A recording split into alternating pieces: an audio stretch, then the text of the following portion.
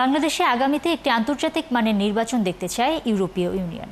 নির্বাচন ইসিকে 4 million euro সহযোগিতা দিবে সংস্থাটি। সেপ্টেম্বরে প্রাক নির্বাচনী পর্যবেক্ষণে কারিগরি টিম পাঠাবে তারা। মঙ্গলবার সিইসির সাথে বৈঠকের পর এসব তথ্য জানিয়েছে ইউরোপীয় ইউনিয়নের রাষ্ট্রদূত মাইকেল মিলার। ফারজানা আক্তারের প্রতিবেদনে বিস্তারিত। নাসিরউদ্দিন কমিশন দায়িত্ব নেয়ার পর থেকে নানা সময়ে ইসির সাথে বৈঠক করে ইউরোপীয় ইউনিয়ন। এদিন প্রধান নির্বাচন কমিশনারের সাথে দেখা করে ইউরোপীয় দেশগুলোর জোট ইইউর 6 সদস্যের একটি প্রতিনিধি দল। বাংলাদেশে কী ধরনের নির্বাচন দেখতে চায় সেই বিষয়ে একটা ধারণা দেন ঢাকায় নিযুক্ত ইইউ রাষ্ট্রদূত। গণতান্ত্রিক উত্তরণে বাংলাদেশের সাথে কাজ করছে ইউরোপীয় ইউনিয়ন। অন্তর্বর্তী সরকার ও ইসির সাথে আমাদের যোগাযোগ চলমান থাকবে।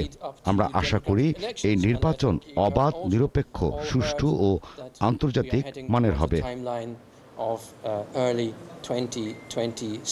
তিনি জানান, ভোটারদের সচেতনতা বাড়ানো, স্থানীয় পর্যবেক্ষকদের প্রশিক্ষণ ও তরুণ ভোটারদের গণতান্ত্রিক প্রক্রিয়ায় আগ্রহী করতে কাজ করবে তারা।